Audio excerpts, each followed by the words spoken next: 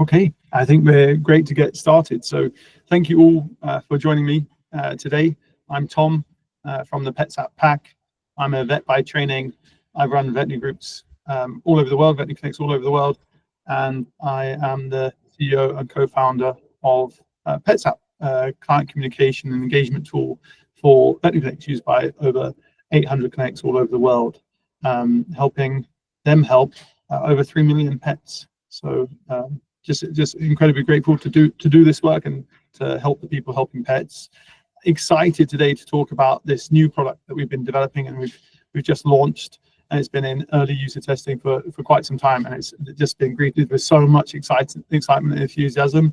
It really does sort of pump us up at the veterinary pack, at the PetsApp Pack, to get that kind of feedback from veterinary teams. But before I dive into that excitement, one other reason for excitement: we've actually published a book. It's a children's book. It's The Unicorn Vet, and it's inspired by a true story. Yes, a book about unicorns inspired by a true story. And the reason I mention it is not just shameless self-promotion, because it was written by me. It's all proceeds from sales of The Unicorn Vet, which is available on Amazon. If you go across to Amazon and just search for The Unicorn Vet, you'll find it. All proceeds, all author proceeds from the sale of The Unicorn Vet go to VetLife to support the great work that VetLife are doing for our community, for the veterinary community, in mental health and burnout prevention, and people in facing economic strife and hard times. So incredibly grateful to have VetLife as part of our community, and this is just one small way in which we want to give back. So if there's someone in your life that you think would benefit from a heartwarming story about a little girl aspiring to be a unicorn vet, then please do head across to Amazon and get that for them. And why not get 2 copies while you're at it, or a copy for your veterinary practice? I think it would be great for any veterinary practice waiting room.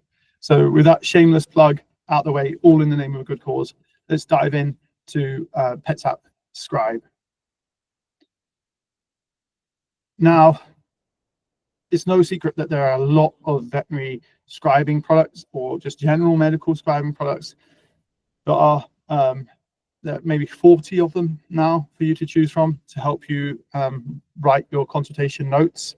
And this is because AI, both from the transcription point of view, but also from the writing of code point of view, make building these products in some form trivially easy. So there's this phenomenon that you may or may not have heard of. I'd love to hear like what stage of your AI learning journey you're at. Are you like me, where Claude, Grok, and ChatGPT have become like your home screen app icons, or are you sort of just dipping your toe in the water with a webinar like this? But in the world of us that are excited by what AI has to offer, there's this concept of vibe coding, and it's basically predominantly people that don't know how to code otherwise using AI to help them write code and build products for them. And I tested this. Can you vibe a scribe? Can you vibe code an AI transcription tool? And the answer is yes, you can. In 20 minutes, I was able to build a transcription tool that would write a sort of word for word recitation transcription of what I said, whether that was a veterinary consult or just a conversation, and could output a pet owner summary, a SOAP note summary in sort of PDF format. But this is essentially just a wrapper app. It's using this is an AI interpretation of Sam Altman, the CEO of OpenAI, makers of ChatGPT. So some startups are basically doing AI arbitrage, where they just put a wrapper around an existing AI product like ChatGPT. The problem with that is it doesn't lead to the highest quality output, especially in a veterinary context. It'll get you 80% of the way there. So the first 80% of functionality is trivially easy at this point. The last 20% of functionality, in terms of transcribing a veterinary consult, for example, is actually very, very hard. And so I'm just going to try and give you some tips for how to differentiate between those that are doing it somehow and those that are doing it well. Welcome to those of you that are continuing to join us. And so, yeah, so what makes the difference between a ChatGPT wrapper app, you might have heard that term before, and something that's going to actually be reliable, high quality, and deliver value for you? Well, luckily, we get to stand on the shoulder of giants in this one, to borrow a phrase, especially with research being applied to the human medical field, on AI, applications of AI, transcription in AI, how to build models, foundational models, but also how to improve those models. Unfortunately, not a whole load of research in a veterinary specific context, but lots here on how to do this well in the human medical environment, and what you might want to push on. Now, this research is directionally really interesting, but from a product perspective, there's a few considerations that we want to bear in mind here. We could create our own veterinary specific foundational model, like a transcription model, an AI that listens to veterinary professionals speaking and produces a transcription that is like highly contextualized, that is highly aware of the context of the veterinary context. The problem with doing that, I was lucky enough just last week to spend time with one of the founding engineers at 11 Labs, a company that has made foundational models on text-to-speech and speech-to-text. And they have like tens of millions of dollars. They've raised hundreds of millions of dollars. They've got tens of millions of dollars per researcher researching these models. And they're one of many companies doing this sort of foundational work. And so the problem is, even if you could afford to develop the foundational model in the veterinary context, it's likely that like it would age out. The state of the art would progress beyond it so quickly that the foundational model is no longer state of the art, is no longer the most performant way. Another thing that you can do with each model is you can fine tune the model. So you can take the model that someone else has built and you can say, here's some extra data of vets talking and what that means. And that can improve the accuracy of the model via fine tuning. Again, the problem with that is you're then stuck with the model you fine tuned. If someone tomorrow comes out with a model that performs better than the base model you fine tuned and is actually better than your fine tuned version of that base model, then how do you decide when to change? And there's a lot of this where we just need to stay at the bleeding edge of what the sort of horizontal providers, the providers across industries, are doing. And so if you follow that so far, what you're looking at is how can we create veterinary specific accuracy, improvements in quality in the veterinary context, downstream of foundational model generation and model fine tuning. Right? I promise this will all start to make sense, but for those, it's hard to cater to everyone in this audience because some of you are geeking out on this stuff hardcore and some of you are just coming in here. I promise there'll be something for everyone in this presentation. Now, if you're looking at how can we improve transcription in veterinary specific context downstream of the actual foundational AI model that's transcribing the text and downstream of fine tuning that model, well, there's a few things that we can do, because I thought it'd be interesting to give you all a behind the scene look into how these models think. So for PetsApp Scribe, how does it decide what you've said? Now, it's almost a word for word transcription, but actually it thinks in tokens. And these tokens can be a punctuation, they can be words, they can be parts of words. And so it divides everything that you're saying up into tokens, and it thinks in 30-second chunks. And so for each token, it creates this probability distribution of tokens that you could have said. And it chooses, usually chooses the one that is most likely. There's things that you can do to make it a little bit more stochastic, but it usually chooses the one that's most likely. And that's the transcription that you'll see, just a series of tokens stitched together that are a prediction of what it heard you say. It's saying, based on what I heard, this is what I predict you said. And you can actually interrogate the probability of each token behind the model. Like if you get to grips with this, you won't want to do this, but this is the kind of detail that we got into when building our PetsApp Scribe. And it's the sort of thing that we're looking at on an ongoing basis. So you can see there, it says, "Hi, Tom, lovely to see you." And it's picked Tom, T-O-M, as the most likely token of what I said. But if you look at the 5 most likely things it considered, Tom with an entirely unnecessary H, which happens to be how I actually spell my name, is there. And so we could use the context of the user's name, T-H-O-M, to shift its choice of token in this context. And the same thing can be done for veterinary acronyms, let's say.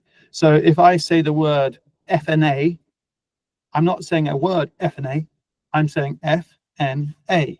Now, a pure transcription model may not know the difference, but if you insert the veterinary context, you change the probability distribution of what was said so that it recognizes the acronym. And so you can see that actually we're doing something about the fact there's a poverty of veterinary specific research in transcription and in artificial intelligence in general. This is a pre-publication preview of a paper I've personally been working on at PetsApp about how what you just saw was logics and log probs, all good stuff, but how you can actually use prompt engineering to improve the way in which these AI models handle acronyms. So we saw across a range of accents, across a range of 48 veterinary specific acronyms, a greater than 90% improvement in acronym detection just by enriching the prompt that we use, just by enriching the instructions we give to the AI as it's deciding to interpret the transcription into, in this case, a SOAP note summary for the medical record. So just lots of very geeky, but very cool stuff and very necessary stuff. Like I said, the first 80% of functionality in a veterinary scribe is easy. It's low-hanging fruit type stuff. But if you want to get it to 100%, if you want that last 20%, as we do, we want to have the best scribe available for veterinary professionals, then this is the sort of stuff that you need to be doing. And if you're evaluating different scribes, then these are the sorts of questions and sorts of things that you should be interrogating. Have they done the work? Have they done this? How have they researched and evaluated the product in a veterinary specific context where it's a high noise and high jargon environment? So we've got to a place where we are very excited by our offering, and we've had just enthusiastic feedback from early adopters about the Scribe and how it works. And our prediction is that typing will go the way of plain film X-ray. You can see here, I generated a quick cartoon on the vets have always given 2 fingers to typing. And before you think I'm being rude, it's these 2 fingers. I still kind of type like that, despite being more of a tech-forward veterinarian myself. And you can see this is feedback from early users. We're going to look back and think, do you remember the olden days when we used to type up notes? And one user described it as feeling like ancient history at this point, typing, and resenting having to type because it's just not necessary anymore. It's not state of the art.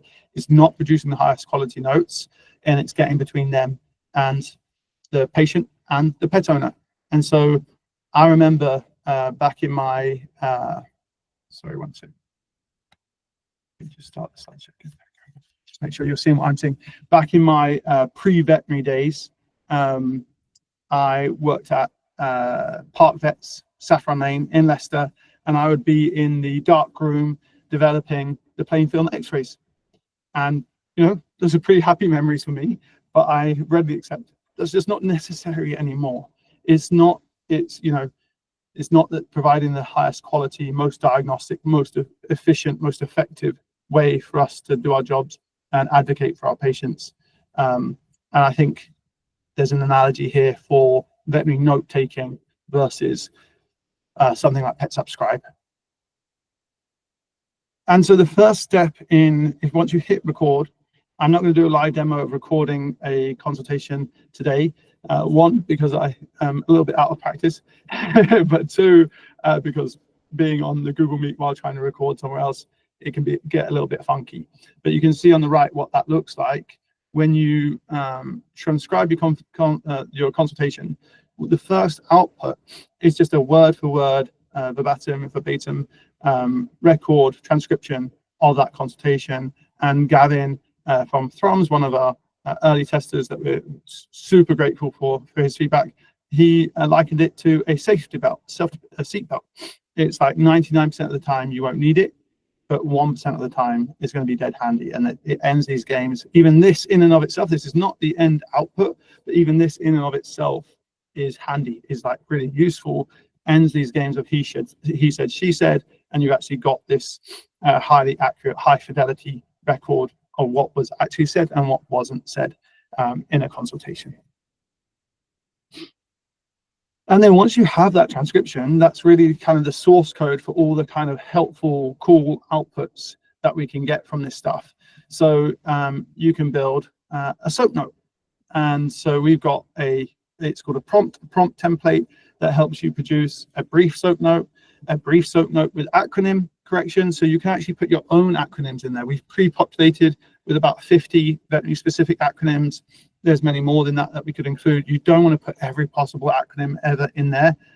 You just want to give an idea of the sort of context that you're working in, because if the prompt becomes too long, it can get distracted. The AI can get distracted. So we've put a sample of 50 in there, but clinics have their own specific acronyms that they use in their own environment, in their own clinic, between them as a team. And so you can put those acronyms in there. You can tailor it to your clinic and your vocabulary and the words that you tend to use, and you can allow the AI model to actually correct for those acronyms in sort of a pet owner facing context. So yeah, it can come into your SOAP note. It can expand your acronyms for your colleagues who may not be so familiar with the acronyms you might prefer.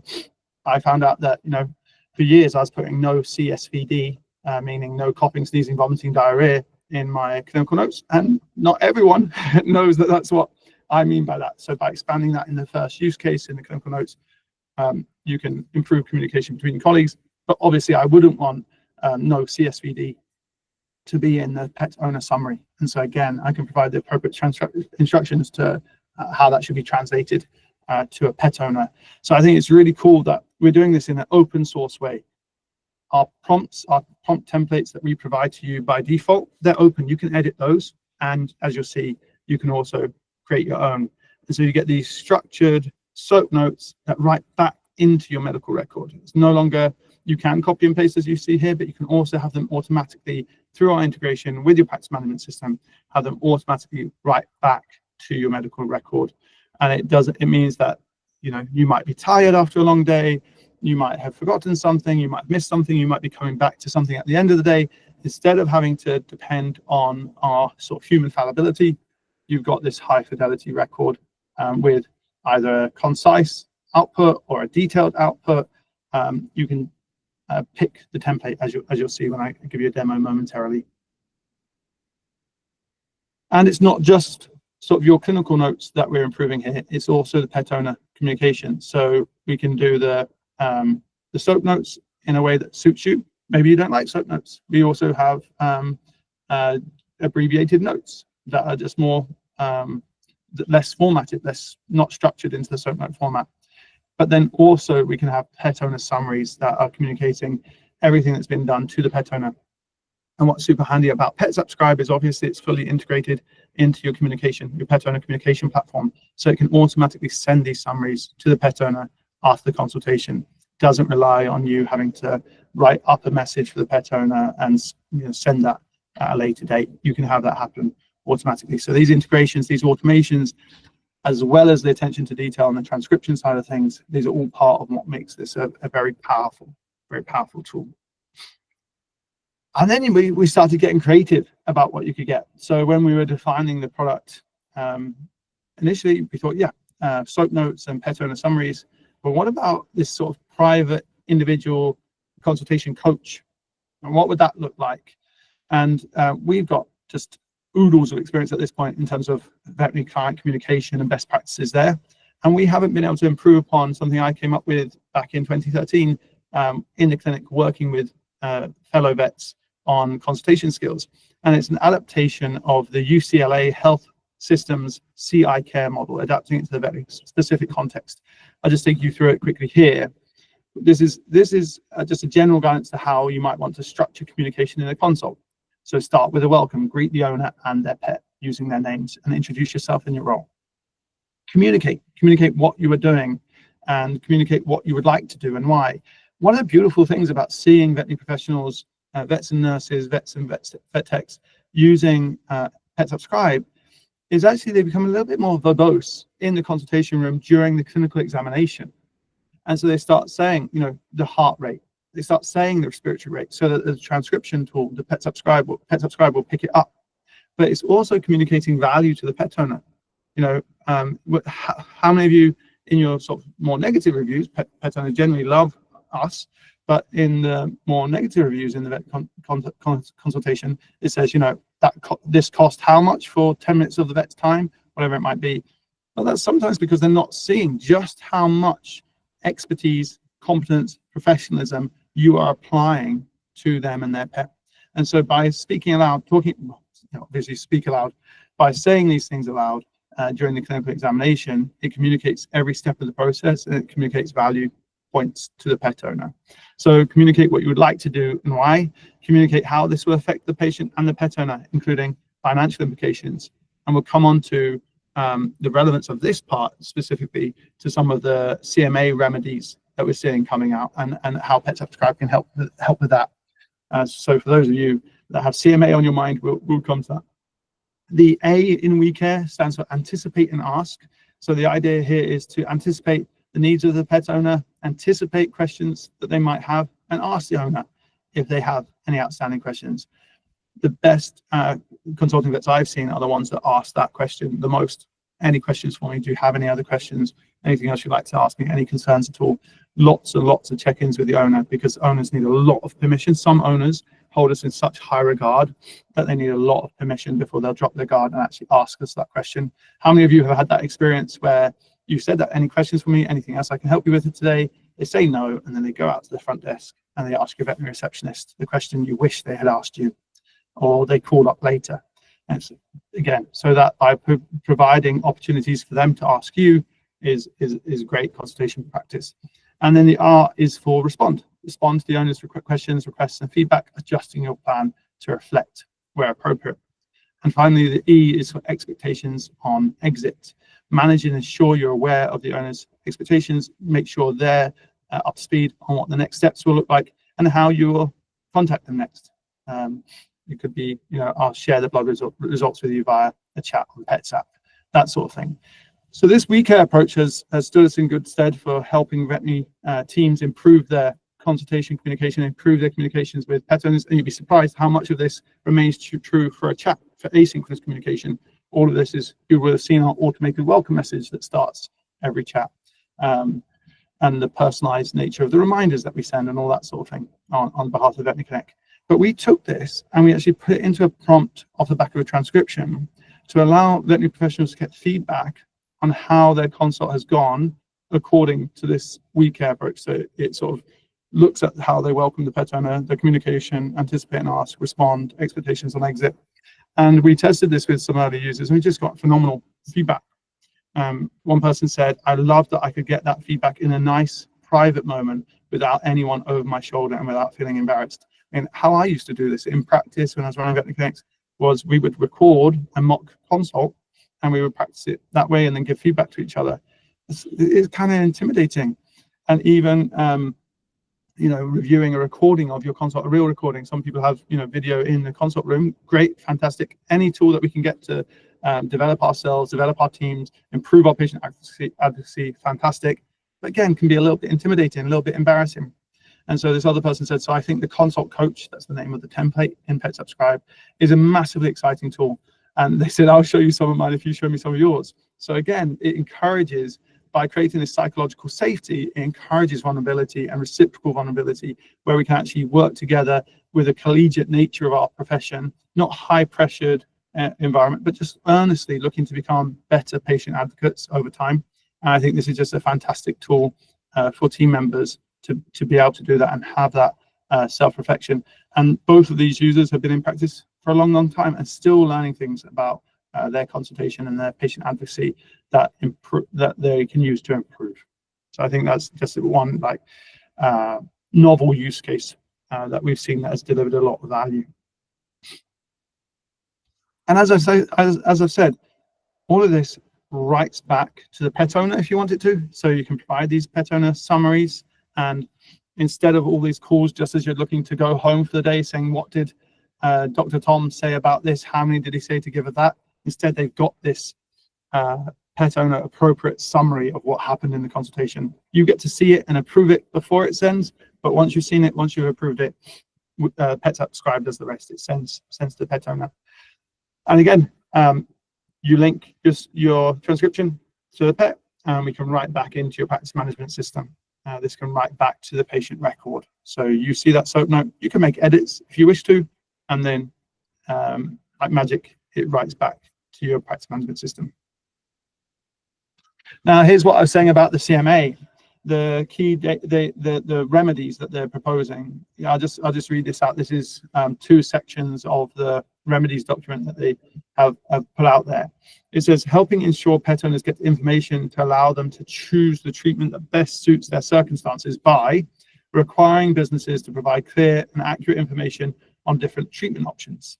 Our current thinking is that for this potential remedy to be effective, the provision of information to pet owners should be embedded by vet businesses as a key day-to-day process undertaken by their vets. So by creating a CMA compliant pet owner summary that automatically gets sent to the pet owner, again, after your review and approval, you can create day-to-day automated compliance with something that otherwise could be quite onerous to actually live up to. You know, I've worked in practice, I've been a vet in practice, I've run veterinary practice, I've done just about every role in veterinary practice. When I saw this, I was just like, the idea of having, you know, I'm all about client communication, I'm all about transparency and giving people their options and helping them receive contextualized care. But there's also operational reality of like, how are we going to do one more thing? If we can automate that away, if we can embrace the good ideas about this and the good stuff about this, but in a way that doesn't just put more and more burden onto veterinary teams, then that's fantastic. And we've got the, you know, PetsApp Scribe is the perfect vehicle to do this. And I'll show you, I'll generate one of these in real time, and we'd love your feedback on whether you see that as a something that could become a key day-to-day process, as the CMA suggests. And so the other thing is we want you to try this. So we're giving everyone, every veterinary team member, 15 free credits on PetsApp Scribe to just try it out and let us know what you think and how useful it is to you, and what templates, what summaries you found to be most relevant and useful to you. Let's generate some of these together. Hopefully you can still see my screen. So as I said, I'm not going to transcribe a consult here. So here's one I prepared earlier, a transcript, and I literally just press record, you transcribed it, that's the transcription. And you can come back to that transcription and generate any summary you like after the fact. You can do it in the flow while you're doing it, or you can come back to it later. And so let's generate a brief SOAP note here with acronym detection. And you can see I've got the subjective, there's a lump, noticed 3 weeks ago. I've got the objective, description of the lump by the veterinarian, brief clinical exam that was in the transcript, assessment, differential diagnoses for the lump include lipoma, cyst, mast cell tumor, sarcoma, and then the plan. The plan was to prepare an itemized estimate for the surgical removal of the lump as requested by the pet owner. They discussed pre-anesthetic bloods. You can see it. So decent SOAP note, right? And this is we chose the brief one. If you want to go really brief, there's this like concise admit note, for example, in our templates. Let's see what that says.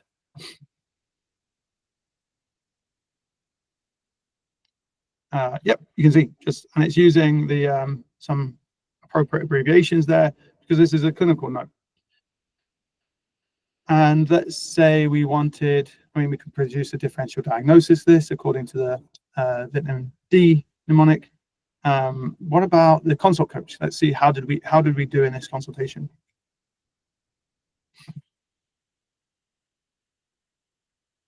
You can see here, evaluation according to the WeCare assessment of consultation skills. Welcome, excellent.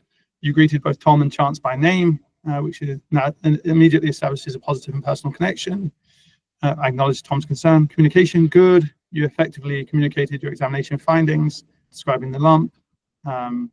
Areas for improvement, you could have signposted what you were doing whilst examining Chance, palpating, listening to his chest to put Tom, the owner, in this case, at ease. So that's what we were talking about earlier. Anticipate and ask, good. You anticipated Tom's potential concerns about anesthetic risk.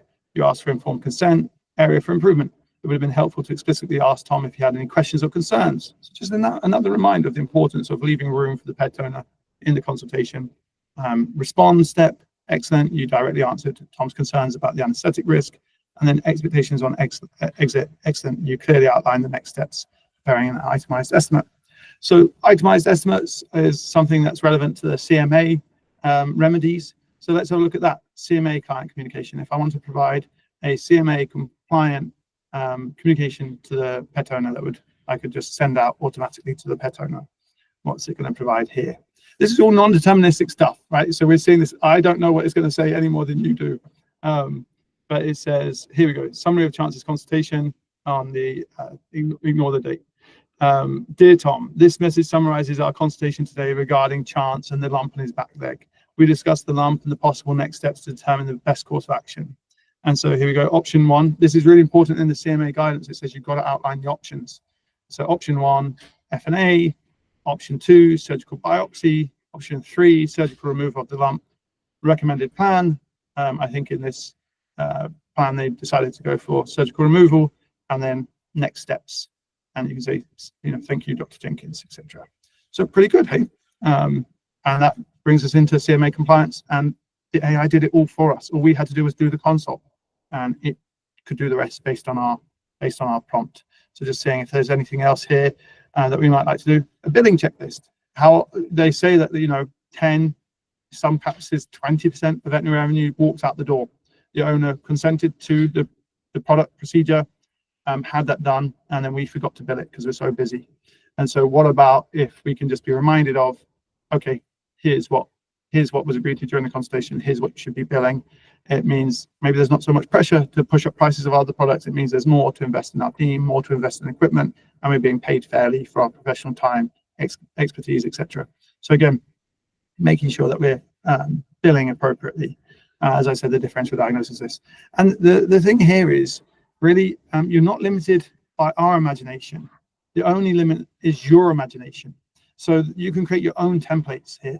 And so if you want to use your consultation to write a referral letter, you're going to refer this case. You could create a template for referral letters. What about post-op instructions? You can create a template that creates post-op instructions. We'll be adding to our default template library that we populate all the time as we do our research, user research of what prompts are going to generate the most useful outputs for veterinary teams. But you don't need to wait for us. You can also try your own.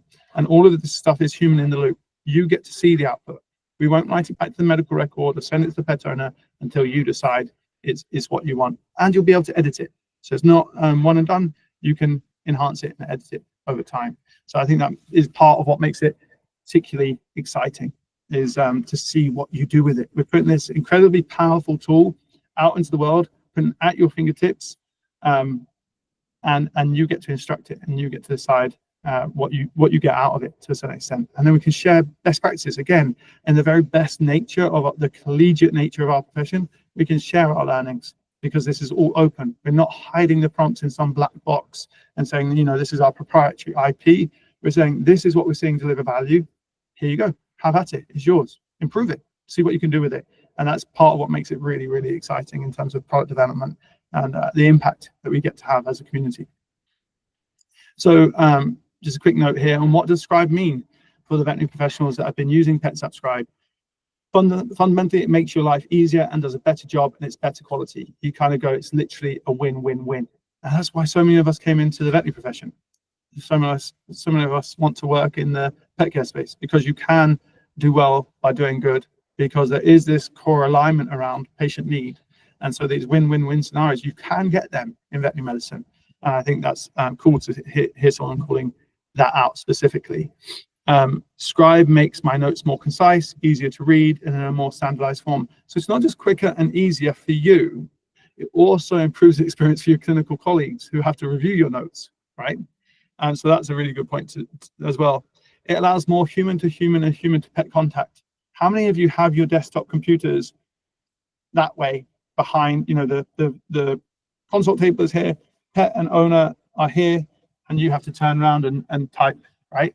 I used to do my typing on a laptop on the examination table. Not a lot better either, and not terribly hygienic as it all gets involved in the keyboard.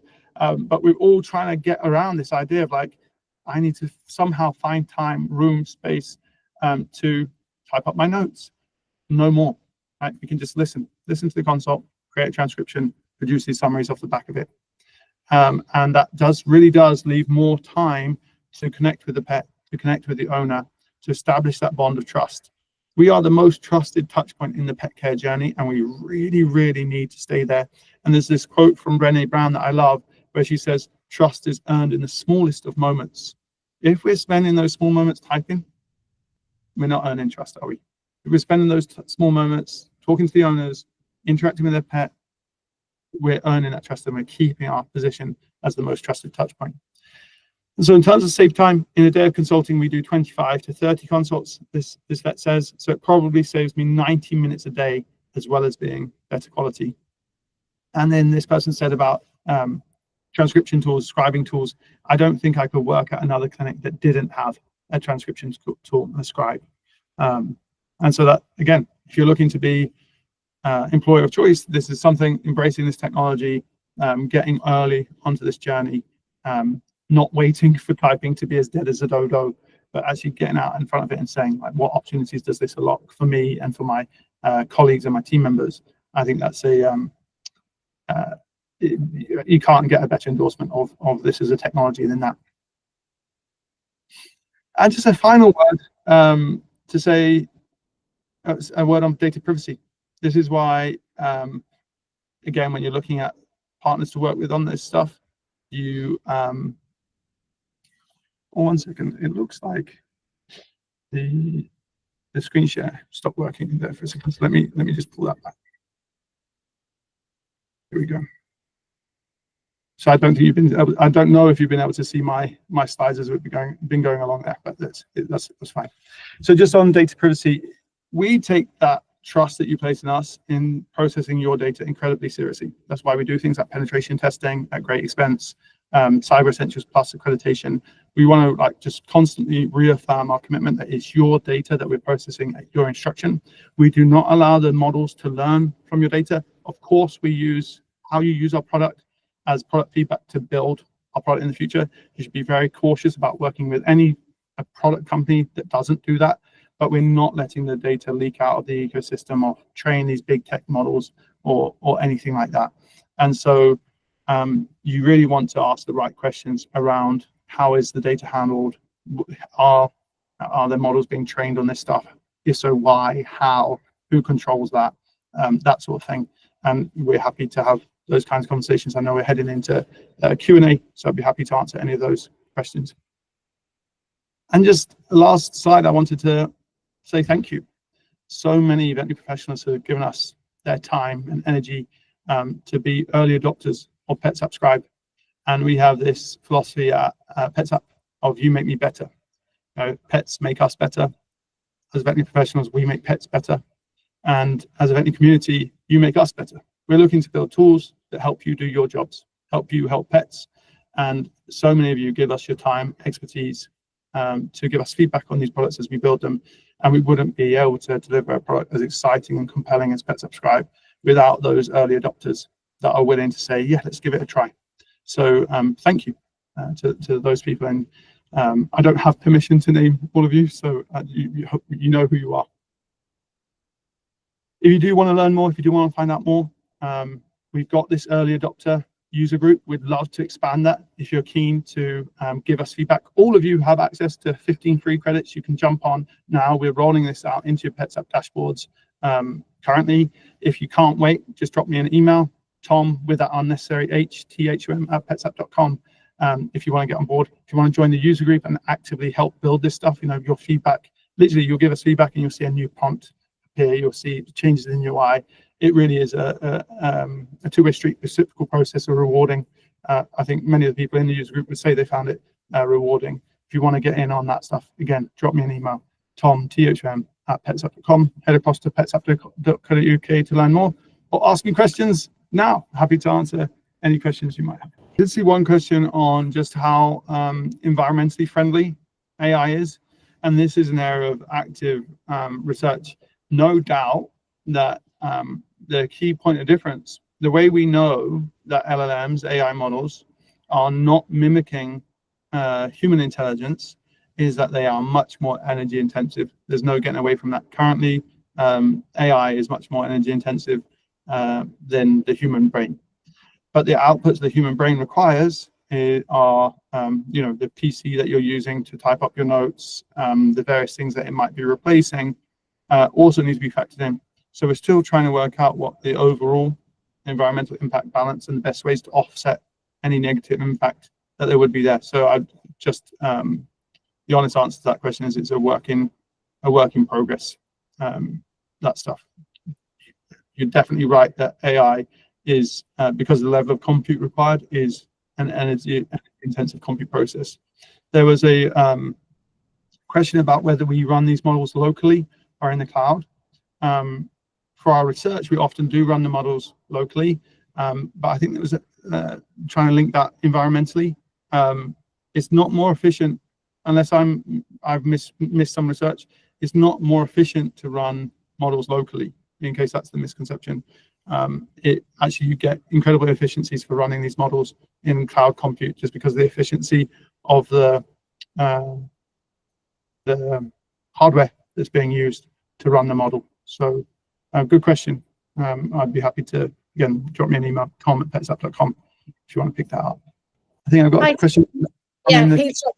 Pete's dropped his question in the chat, and he has asked, says the development for CMA is groundbreaking. What is the average cost per consult for the AI Scribe?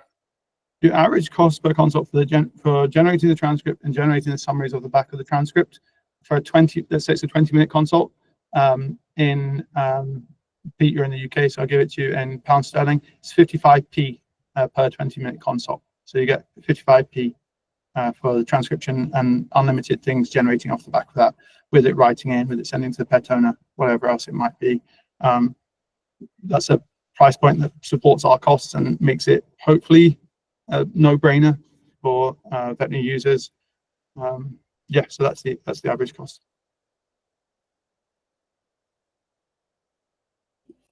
And Pete's saying it's an absolute bargain compared to the alternative, which is 20 times that. So appreciate that, Pete. We're trying to make this accessible. We don't want there to be barriers to people being able to adopt this stuff, because it will improve veterinary team happiness. It will improve patient outcomes. My research shows that there is this recommendation rift, is what we call it, between the client experience and the veterinary team experience. When you look at Net Promoter Score for pet owners, it tends to be incredibly positive. Beating other sectors is like 70% plus. In fact, Pete, grateful to you, did some of this work at the Part Vet group whilst in vet school, where we found the Net Promoter Score benchmarks just incredibly high for pet owners in the veterinary space, as we validated Net Promoter Score as a veterinary specific metric. I did some work with Recruit the Vets and found that the average veterinary team Net Promoter Score, how likely they would be to recommend their veterinary clinic as a place of work. This, I should be very clear, was not at Part Vets. This was across the sector, was incredibly negative. It just wasn't anywhere near as good. We're talking negative, on a scale of negative 100% to positive 100%, negative 30%, something like that. So you've got this rift between the veterinary team experience and the pet owner experience. Negative veterinary team member experiences are propping up very positive pet owner experiences. That's not sustainable. That won't last. That's why we need initiatives like Vet Life, supporting the veterinary profession. It's part of what is driving burnout. So if we can layer on tools that make this job more doable, more rewarding, improve our patient advocacy, decrease the gap between like me recommending something and actually getting to deliver that to the pet, that I desperately want it for. Yeah, that's why it's really important we make this as accessible as possible. I'll get off my soapbox now. Those 2-3 questions, I don't see any other questions coming through. Do you know me? Okay. Here we go. Do you offer this as a separate option? Do you have to be signed up to PetsApp? Currently, yes, it's part of the PetsApp platform. So it's something that people that are on the PetsApp platform can use. We don't currently offer it as a standalone tool, but if that's something that people want and are asking for, it's certainly something we can consider. Lisa, if you want to drop me an email, or maybe Naomi will know best if we have your contact details for me to reach out. we can discuss what you think that would look like. It's some of the features that we have wouldn't work in isolation, obviously. So if you want to do the pet owner summaries that automatically send out, then you're going to need it to be integrated with a communication platform. And so that's why we think PetsApp is a great home for your Scribe tool. But yeah, happy to discuss how we could make this accessible to other people with other use cases in mind. Thank you to Pete for getting a copy of the Unicorn Vet for his granddaughter. Yeah, you can just head on to Amazon and search for the Unicorn Vet and pick up your copy, and that will help vet life. So appreciate that. If you do want to know more about PetsApp Scribe, just drop me an email, tom@petsapp.com. Thank you all for joining us here today. Thank you, Nemi, for fielding the questions and some of the inevitable webinar technical difficulties. And thanks to the patience for those of you, Lisa and Pete, who dropped in questions. Thanks so much, everyone. Bye for now.